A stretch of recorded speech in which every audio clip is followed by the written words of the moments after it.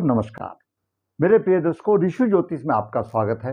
दर्शकों, ऋषि ज्योतिष समय समय पर आपका मार्गदर्शन करता रहा है। सबसे पहले मैं आपका बड़ा धन्यवाद हूं जो आप मेरे वीडियो बड़ी उत्सुकता से देख रहे हैं। मुझे आशा है कि आप आगे भी ऐसे देखते रहें। आज के इस वीडियो में हम एक स्त्री जातक की कुंडली पर विचार करेंगे जिसमें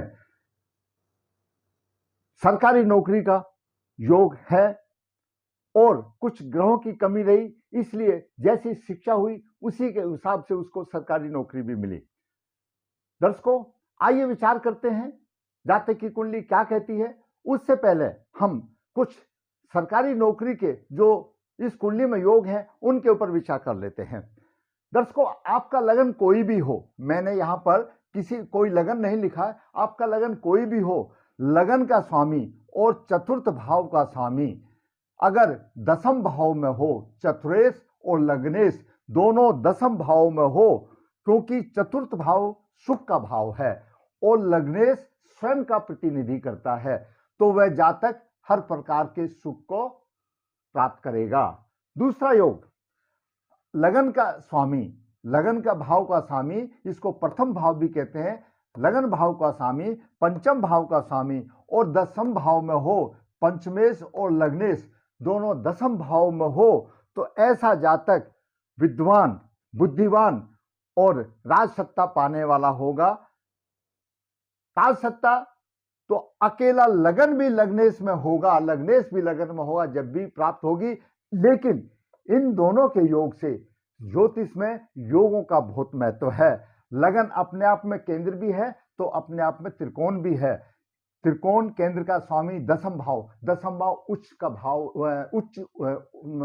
उच्च भाव माना जाता है, शीर्ष का भाव माना जाता है, संतान का भाव माना, सम्मान का भाव माना जाता है, प्रतिष्ठा का भाव माना जाता है और सरकारी गवर्नमेंट का भाव माना जाता है। इसी प्रकार पंचम भाव भी अगर दसम भाव में हो तो वह जातक बहुत ऊंचे उठता है। लेकिन एक और भी बात है कि ग्रहों की स्थिति के ऊपर यह निर्भर करता है, जातक की शिक्षा के ऊपर वह बनता है कि वह कर्मचारी बनता है या अधिकारी बनता है, बनता अवश्य है। आइए विचार करते हैं जातिका की कुंडली में। जातिका की जन्म 4 सितंबर 1977 रविवार कृष्ण पक्ष 7 और नक्षत्र कृतिका चरण 2 में हुआ। लगन जन्म के समय पर तुला लगन 9 डिग्री लेकर के उदय हो रहा था। छठे भाव में मीन राशि में केतु 23 डिग्री लेकर के विराजमान है, तो वहीं अष्टम भाव में उच्च राशि में चंद्रमा 2 डिग्री 35 मिनट लेकर के विराजमान है। नवम भाव में गुरु 8 डिग्री 45 मिनट लेकर के विराजमान है और मंगल 8 डिग्री 24 मिनट लेकर के विराजमान है।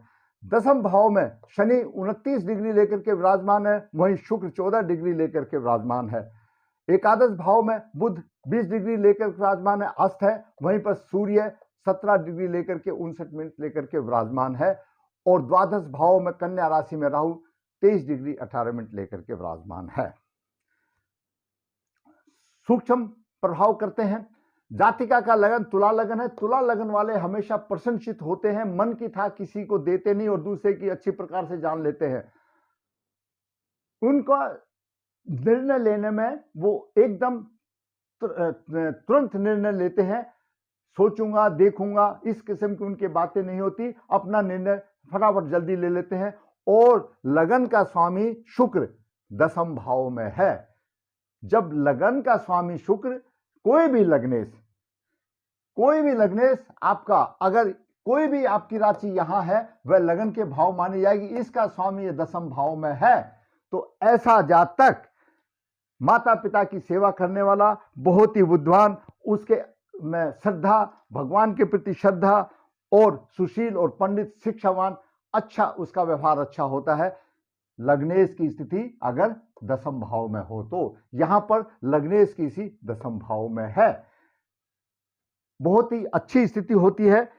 ये सभी विविध भोगों का भोग करने वाले पुरुष होते हैं।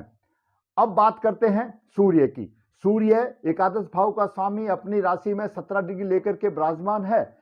सूर्य अगर एकादश भाव में है तो ऐसा जातक कम मेहनत करके अधिक लाभ कमाता है और उसकी वाणी में तेजी होती है, तेजस्वी होता है और सप्तम दृष्टि से पंचम भाव को देख रहा है, शत्रु की राशि को देख रहा है। यहां पर सूर्य संतान और शिक्षा में परेशानी दे रहा है। सूर्य संतान और शिक्षा के भाव को, पंचम भाव को शत्रु दृष्टि से देख रहा है, तो त्रुटिपूर्ण प्रभाव देख रहा, शिक्षा में कमजोर हो गया, संतान में दिक्कतें आ गई। अब बात करते हैं चंद्रमा की। चंद्रमा चंद्रमा दसम भाव का स्वामी है और अष्टम भाव में वृष राशि में है। आयु अच्छी होगी, दैनिक जीवन आनंद पूर्वक होगा, बाल्यकाल में रोग हो सकते हैं। सप्तम दृष्टि से, नीच दृष्टि से देख रहा है, धन और कुटुंब में थोड़ी सी दिक्कत वाली बात बनती है, पिता के सुख में कमी का कारण बनता है। अब बात करते हैं मंगल। मंगल सप्तम भाव और द्वितीय भाव का स्वामी है। सप्तम भाव जीवन साथी का भाव है, तो द्वितीय भाव धन, कुटुंब, वाणी और प्रारंभिक शिक्षा का भाव है। मंगल शत्रु राशि में नवम भाव में है। जीवन साथी के सुख में कमी आ सकती है, क्यों? मंगल सप्तमेश है। सप्तमेश जब नवम भाव में होता है तो जीवन साथी के सुख में कुछ कमी आ सकती है। सप्तम दृष्टि से, जो चतुर्थ दृष्टि से मंगल द्वादश भाव को देखता है। कन्या राशि है, कन्या राशि का शत्रु है, शत्रुवत प्रभाव करेगा। मंगल राहु पहले से ही वहां पर विराजमान है, तो द्वादश भाव की हानि हो रही है। द्वादश भाव खर्चे का भाव है और सेवा सुख का भाव है। खर्चा अधिक और सेवा सुख की हानि मंगल चतुर्दृष्टि से कर रहा है। सप्तम दृष्टि से तृतीय भाव को देख रहा है, भाई बहन का सुख मिलेगा। और अष्टम दृष्टि से, उच्च दृष्टि से चतुर्थ भाव को देख रहा है। मंगल का चतुर्थ भाव को उच्च दृष्टि से देखना, माता का सुख अच्छा, भूमि मकान का सुख अच्छा, और परंतु भाग्य में कठिनाई, बाकी सुखों की भरमार रहेगी। अब बात करते हैं बुध की। बुध नवम भाव का स्वामी है और द्वादश भाव का स्वामी है, अस्त है। जैसा मैंने पहले बताया, द्वादश भाव सहवास का सुख है, खर्च का भाव है, अस्त है। और नवम भाव भाग्य का भाव है, जातिका का भाग्य अस्त है। अब बात करते हैं गुरु की। गुरु छठे भाव का स्वामी और तृतीय भाव का स्वामी है। तुला लगन के लिए एकारक बनता है गुरु। भाग्य भाव में है तो भाग्य में उन्नति में बाधाएं देगा। पंचम दृष्टि से लगन को देख रहा है, क्यों? छठे भाव का स्वामी है, कुछ ना कुछ रोग वगैरह प्रभाव देगा। गुरु आद्रा नक्षत्र में है, आद्रा नक्षत्र पीड़ित है, उसके अर्थ से क्यों गुरु रोगेश है और आद्रा नक्षत्र में यहां पर विराजमान है, तो खांसी, नजला, जुकाम, कफ विकार, सिर में चक्कर, नेत्रों, पेट में गैस आदि की समस्याएं ऐसी जातिका को रहेंगी। गुरु सप्तम दृष्टि से अपनी राशि को देख रहा है, भाई बहन का सुख मिलेगा। नवम दृष्टि से गुरु यहां पर पंचम भाव को देख रहा है, शिक्षा और संतान में कुछ देगा, क्योंकि गुरु नवम भाव में बैठा है, त्रुटिपूर्ण प्रभाव देगा, शिक्षा थोड़ी बहुत देगा। अब बात करते हैं शुक्र की। शुक्र, जैसे मैंने बताया, शुक्र लग्नेश है और अष्टम भाव का स्वामी है। शुक्र की मूल त्रिकोण राशि लगन भाव में है। लग्नेश जब दसम भाव में होता है, वो माता पिता का सेवक होता है, सम्मान्य व्यक्ति होता है और राज सत्ता उसको मिलती है। अपनी शिक्षा के अनुसार जितनी उसकी शिक्षा है, जितनी उसकी योग्यता है, उसके मुताबिक वो राज्य सरकार में पद और सम्मान प्राप्त करता है। सप्तम दृष्टि से माता के भाव को देख रहा है, भूमि मकान सुख और माता के सुख में अच्छी बनाता है।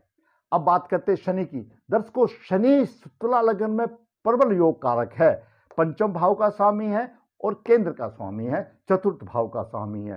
तुला लगन में शनि बहुत ही योग कारक ग्रह है, पंचम और चतुर्थ भाव का स्वामी है और दसम भाव में है, बहुत ही अच्छी स्थिति में है।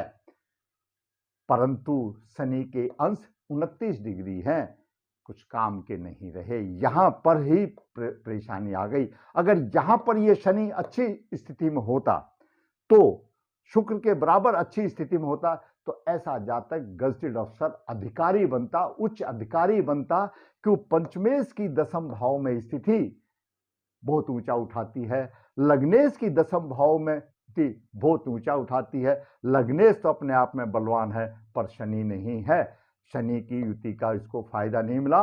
जातिका जितनी पढ़ी, जितने शिक्षा उसने हासिल की, उसके हिसाब से उसको सरकार में नौकरी तो अवश्य मिल गई। लेकिन अगर मैं यहीं पर आपका ध्यान आकर्षण करता हूं दर्शकों, अगर मकान की दीवारें कुछ अच्छी हैं और हम उसको चूना वूना लगाए तो अच्छा प्रतीत होता है। यहां पर ग्रह की स्थिति तो अच्छी है लेकिन मृत अवस्था में है। अगर उसी समय पर इनकी कुंडली का किसी अच्छे विद्वान ने अध्ययन किया होता, तो शनि का रत्न धारण किया होता, तो यह बालिका भी ऊंची उठती। लेकिन इतना किसी ने ध्यान नहीं दिया, क्योंकि तुला लगन के लिए शनि योग कारक है।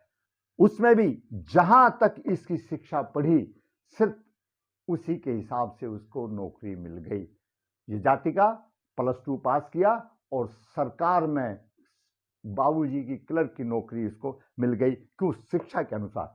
ऐसे ग्रह आप अपने बच्चों को देखिए, ऐसे ग्रह अगर आपके हैं तो अभी से उनको बलवान कर दीजिए। हम इन ग्रह को बलवान कर सकते हैं, क्योंकि तुला लगन के लिए शनि योग कारक है, बुध भाग्येश है, बुध अस्त है। हम तीनों का, लगन का, पंचमेश का, भाग्येश का, शनि का, शुक्र का, बुध का भाग्यवर्धी लॉकेट अगर इनको हम धारण करा दें तो इसमें कोई शक नहीं, ऐसे बच्चे राजपत्रित अधिकारी, गजटेड अधिकारी, ऑफिसर बनेंगे। यहीं पर कमी रह जाती है। सिर्फ हम भाग्य को संवार सकते हैं, हम बदल नहीं सकते। और संवारना इसी का है, जो ग्रह कमजोर है हम उसको बलवान कर सकते हैं। नहीं किया गया, कर्मचारी में ही जातिका रह गई। अब बात करते हैं राहु की। राहु द्वादश भाव में है। द्वादश भाव में राहु प्रबल पितृदोष माना जाता है। राहु की सप्तम दृष्टि छठे भाव पर है। कभी कभी संकट का योग बनता है, स्थानों से फायदा भी होता है, नुकसान भी होता है। और नवम दृष्टि अष्टम भाव पर है, तकलीफ भी आती है। पंचम दृष्टि चतुर्थ भाव पर है, सुख में कमी आती है। इसमें दूसरा योग है, हम किसी दूसरे वीडियो में बताएंगे। राहु की दृष्टि यहां पर है, अष्टम भाव में है, और चंद्रमा यहां पर है, अष्टम भाव में चंद्रमा है, राहु की दृष्टि है। ये अशुभ योग बन जाता है। इसमें जीवन साथी का सुख नहीं मिलता, दिक्कत आती है, सुख में कमी आती है। बात करते हैं केतु। केतु यहां छठे भाव में है। अच्छा पराक्रम, ननिहाल पक्ष कमजोर होगा, उतार चढ़ाव आएगा, पेट संबंधी रोग होंगे, खर्च अधिक होगा, और कि धन और कुटुंब का सुख उनको नहीं मिलेगा। दर्शकों, मैंने आपको पूरे ग्रहों का एक प्रभाव बताया। इस कुंडली में 2 योग ऐसे हैं जिनको अगर हम शुरू से उसको संवार सकते हैं। पंचमेश शनि मृत अवस्था में है, इसको संवारा जा सकता है। अगर आपकी कुंडली में पंचम भाव का स्वामी और दसम भाव में, आज ही कुंडली देख लीजिए, अगर वो मृत अवस्था में है तो आप उसका रत्न धारण कर सकते हैं, उसके उपाय कर सकते हैं। और लग्नेश तो बलवान होना चाहिए। आपकी कुंडली में लगन का स्वामी, पंचम भाव का स्वामी यहां है और किसी किस्म की दिक्कत है, कोई परेशानी है, उसको आप दूर कर सकते हैं, आप संवार सकते हैं। लेकिन पंचमेश और लग्नेश को यहां पर लाकर बिठा नहीं सकते। आप उनको संवार सकते हैं, उसको बलवान कर सकते हैं। जैसा मैंने आपको उदाहरण दिया, अगर घर की नींव अच्छी है तो उसको हम लिपस्टिक चूना लगा करके संवारा जा सकता है। हम कुंडली में इसी तरह से लगन को, पंचमेश को और चतुर्थ भाव के स्वामी को हम संवार कर सकते हैं, उनसे हम अच्छा फायदा ले सकते हैं, उनका उपाय रत्न आदि करा करके, जैसी स्थिति हो। दर्शकों, मैंने आज इस छोटी सी कुंडली में आपका मार्गदर्शन किया। मैंने अपनी तरफ से पूरी कोशिश की ताकि आपका मार्गदर्शन हो। आप अभी से अपनी कुंडलियां देख ले, अपने बच्चों की देख ले, अभी तो चढ़ती हुई उम्र है। अगर इस तरह के ग्रह दसम भाव में लगन का स्वामी, पंचम भाव का स्वामी या नवम भाव का स्वामी, और जो दसम भाव में ग्रह और कारक ग्रह है, अच्छे ग्रह है, अगर वो किसी तरह से परेशानी है, कोई तकलीफ है, तो उनको बलवान किया जा सकता है। आप ग्रह को वहां ले जाना मुश्किल है, लेकिन आप उनको बलवान कर सकते हैं। मैं कहूंगा कि अगर आपको मेरा वीडियो अच्छा लगा है, आपका ज्ञान वृद्धि हुआ है, तो आप मेरी वीडियो को लाइक अवश्य करें, मेरे को शेयर अवश्य करें। मेरा चैनल जिसने सब्सक्राइब नहीं किया, सब्सक्राइब करें। दर्शकों, मैं हर वीडियो में बताता हूं, मेरा नंबर हर वीडियो में दिया रहता है। ऋषि ज्योतिष हाथ से पत्रिका लिखता है, 20-25 पेज हाथ से रिटर्न हो जाते हैं, पूरे जिंदगी का निचोड़ करके आपकी राह आसान कर दी जाती है। ऋषि ज्योतिष नर्मदा जी के तट पर नर्मदेहर काल सर्प दोष पितृ दोष की पूजाएं कराता है। जिसने करानी है वो संपर्क कर सकता है। ऋषि ज्योतिष वास्तु शास्त्र में पीछे नहीं, जरूरत है आपको फायदा उठाने की। ऋषि ज्योतिष कन्या विवाह के लिए गुण मिलान प्रक्रिया बिना किसी शुल्क के अभिभावक की राह आसान करने के लिए भेजता है। जिसने फायदा उठाना उठा सकता है। दर्शकों, फिर कहूंगा, आपको अच्छा लगा है तो आप लाइक करें, शेयर करें और चैनल सब्सक्राइब करें, ताकि मैं इसी तरह से आपको वास्तविक कुंडलियां बना करके आपका मार्गदर्शन करता रहूं। धन्यवाद।